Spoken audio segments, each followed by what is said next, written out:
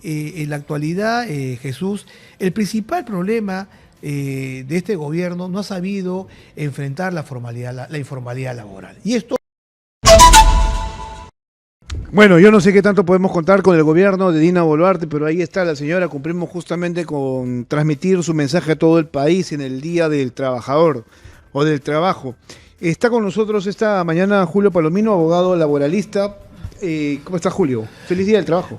Gracias, Jesús, por la invitación y vemos por sorpresa, ¿no?, en lo que acaba de decir la presidenta Boluarte, ¿no? Bueno, ha dicho que la cosa está bastante bien, ¿no es cierto? Que hay un crecimiento del 5% que permite o ha permitido la generación de 270.000 puestos de trabajo. Ha dicho de que, bueno, se ha aumentado el sueldo mínimo a 1.130 soles. Ha dicho pues que obviamente se respetan los derechos laborales, ¿no? Que se contrata más. Pero, a ver, creo que la presidenta no está mirando la cosa de la manera correcta, ¿no es cierto? Bueno, para empezar, el Estado es el que más contrata. O sea, el gasto del Estado en este momento es más en planilla, ¿no es cierto? Correcto. Ahora, si hablamos de derechos laborales, es el que más incumple derechos laborales. No pagan AFP, hay un problema ahí, ¿no es cierto? Hay despidos arbitrarios, ¿no? De manera constante. Entonces, ¿qué tanto la señora dice tener la razón?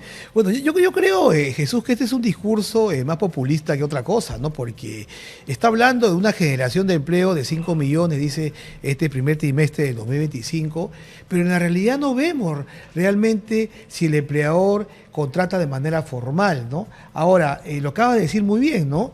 El más incumplidor de las normas sociolaborales es el propio Estado, ¿no? Mira lo que ha pasado hace menos de un mes en la Contraloría General de la República, despidos masivos, ¿no? Entonces, ¿de qué estamos hablando? Porque yo creo de que no le están dando la información debida a la presidenta y solamente estos mecanismos, estos discursos hacen creer, pues, de que las cosas están mejorando, ¿no? A ver, la presidenta no es una autómata, sabe perfectamente lo que está pasando a su alrededor y toma decisiones, o sea, no es tan sencillo como eso, ¿no? Lo que pasó en la Contraloría es un debilitamiento de la institución, ¿no? Por supuesto. El órgano de control, o sea, retirarle personal que había ganado un concurso y que tenía un contrato y solamente por el tema del vencimiento del contrato separar a miles de trabajadores que ahora han denunciado, han formalizado sus demandas laborales, eso no es justo, ¿no? Ok, vamos. Tenemos 1.3 millones de peruanos sin empleo según el INEI. Dice aquí, según el Instituto Nacional de Estadística e Informática, entre enero y marzo de este año, la población económicamente activa del país alcanzó el 17.5 millones de personas.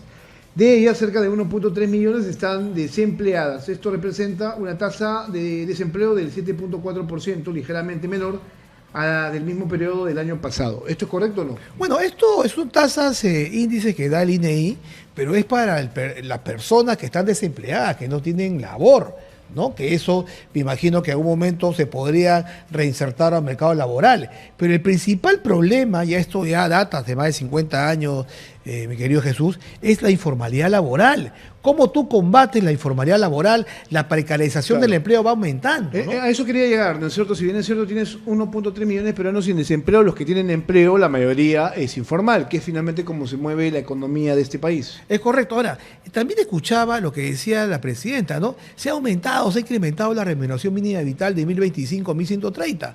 Pero ¿a quiénes les llega el incremento de la remuneración mínima vital? Claro, a un grupo muy pequeño, ¿no? Que es formal, ¿no? No solamente a cuántos les llega, sino a cuántos les hace difícil pagar o cumplir con esa, claro, porque, con esa cifra, ¿no? Si comparamos el estándar después de otros países, lógicamente que el 1.130 es muy poco, ¿no?, para la realidad del país. Y ahora que se habla que hay un crecimiento económico de 2024, se avisora un crecimiento económico también para este año. Pero el tema no va por ahí. El tema ¿cómo tú, qué política tienes, qué política certera tienes para combatir la informalidad laboral? Mira lo que está pasando. 4 de 8 trabajadores son informales, Jesús, en nuestro país. Y esta remuneración mínima vital solamente pues le ha favorecido a los que son formales. ¿Qué pasa el día de hoy? Mira lo que está pasando ahorita en estas actividades que se hacen por día de trabajo, el muñadito de porvenir y todo. La gente sale a trabajar porque de algo tiene que vivir, ¿no? Entonces, a esa gente no tiene sistema de previsión social, no tiene atención médica de salud, y esto fue un ofrecimiento inclusive de la propia presidenta de la República el año pasado en su mensaje presidencial. Dijo que a todos los ambulantes le iba a dar un sistema de previsión social, a los canillitas, a los ultrabotas. ¿Qué se ha visto hasta el día de hoy? No, bueno, absolutamente nada. Pero no solamente parte del Ejecutivo, el Legislativo también está en ese sentido, ¿no? Ahora, el Legislativo es otro grave problema. Mira lo que pasó hace meses, una nota periodística, que todos los trabajadores del Legislativo, mira la cantidad de dinero que cobraban por el bono de cierre de pliego, por el tema de la alimentación, por el tema del vestido. Imagínate ahora, a uno le va a favorecer ser más trabajador de Congreso que el propio congresista. Ahí yo tengo un tema con los sindicatos, ¿no? Que creo yo aquí hay 2 o 3 que son extorsivos completamente. Hablaba justamente de los controladores aéreos, los del Congreso de la República, que son los que más ganan. Así es. Y el Sedapal también, ¿no? Que es el que hereda, por ejemplo, los cargos. Se muere el papá y está el hijo ahí listo para asumir. Sí. O sea, esas son cosas que son perversas, ¿no? No estoy en contra, o sea, digo, estoy en contra de esas prácticas. Yo sí creo que los sindicatos tienen un objetivo... no, que exista igualdad, que ganen algunos derechos, pero eso ya no son derechos, ¿no? Mira, yo tengo una apreciación ahí respecto a lo que tú comentas. La libertad sindical como tal es un derecho constitucionalmente protegido. O sea, un trabajador se puede afiliar a un sindicato, se puede desafiliar a un sindicato, puede constituir un sindicato con 20 trabajadores en una organización privada, ahí no hay una limitación. El tema es cómo tú enfocas el tema de la lucha o del conflicto sindical. Lo que acabas de decir, muchas veces son extorsivos. Y retomando el tema del Congreso, Jesús, ¿qué pasaba con el sindicato de Congreso? Dame un minuto, mira, no te vayas de ese enfoque, son 10 de la mañana con 28 minutos, tengo que hacer una pequeña pausa, renovar información y hablamos justamente de esto. Muy bien. ¿Te parece? Estamos conversando no solamente en el Perú, sino en el mundo. Un fraterno abrazo a los bomberos voluntarios de este país que no descansan nunca, incluso hasta los feriados trabajan más. Es más complejo para ellos todavía.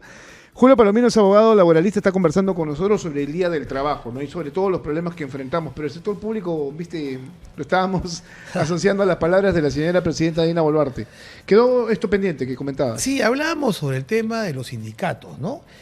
Tú comentabas de que a veces la posición es extremadamente extorsiva por los sindicatos cuando entra un pliego de reclamos, ¿no? Pero ¿quién ha objetado, quién ha entrado a fiscalizar, a controlar este bono de cierre de pliego que se le otorga todos los años a los trabajadores del sindicato del Congreso? 20.000 soles. Una suma jugosa, ¿no? Ni siquiera una minera, ni siquiera una empresa privada, ¿no? que tenga rentabilidad mayor, se le puede otorgar ese tipo de cantidad, esta suma dineraria, ¿no? Ahora, entiendo de que en la actualidad, Jesús, el principal problema de este gobierno no ha sabido enfrentar la informalidad laboral. Y esto creo de que no solamente basta decir índices estadísticos y no decir qué está haciendo el gobierno para combatir la precarización del empleo. Son cosas muy distintas, ¿no? Dime una cosa, nosotros estamos, y este cuento ya lo escucho hace muchos años, ¿no? Y yo le digo cuento porque no sé cuándo vamos a llegar a ser parte de este club de países desarrollados, la OCDE, ¿no?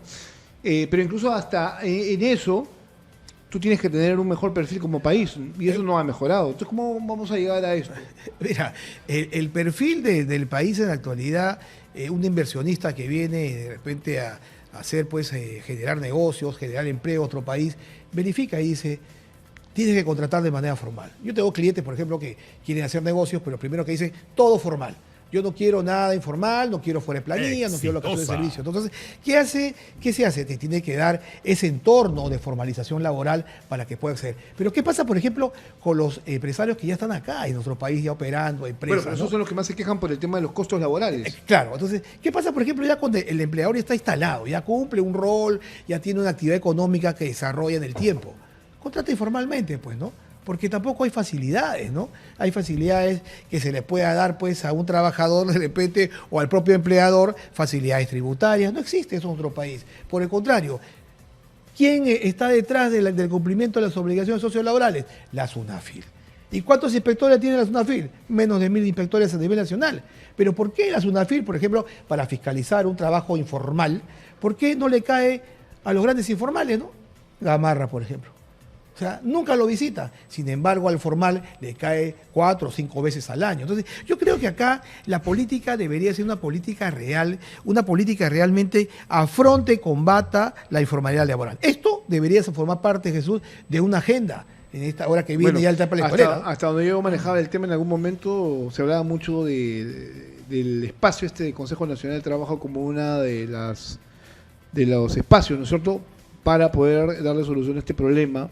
Por ejemplo, en el caso del sector público, acabar con la burocracia, dejar de que el Estado sea tan elefantiásico, ¿no es cierto? Y tener mejores servicios, ¿no?, para el ciudadano. Mira, toca un tema importante, el Consejo Nacional de Trabajo, que forma parte representante de los gremios empresariales, gremios trabajadores y el Ejecutivo. ¿Qué ha hecho el Consejo Nacional de Trabajo? No se pusieron de acuerdo ni siquiera para incrementar la remuneración mínima vital. Eso tuvo que hacer el Ejecutivo de manera directa. Entonces, cuando yo le escucho al doctor Maurate, al ministro de Trabajo, y dice, vamos a retomar las conversaciones, siempre hay un diálogo social, ¿no? Dentro de, siempre hay interés, ¿no? Sí, pues, pero nunca se ponen de acuerdo. ¿Por qué? Porque hay intereses propios, tanto del sector empleador como del sector sindical. Ahora, se dice también de que han aumentado los conflictos sindicales, Jesús, en estos últimos años, a comparación de los 30 años anteriores. O sea, imagínate de que ya los conflictos sindicales, que lo que acabamos de decir, es un derecho que le asiste al trabajador, ¿no? Se incrementan, ¿por qué? Porque hay un maltrato, hostilización, no pago oportuna las horas extras, ¿no? ¿Y esto qué genera?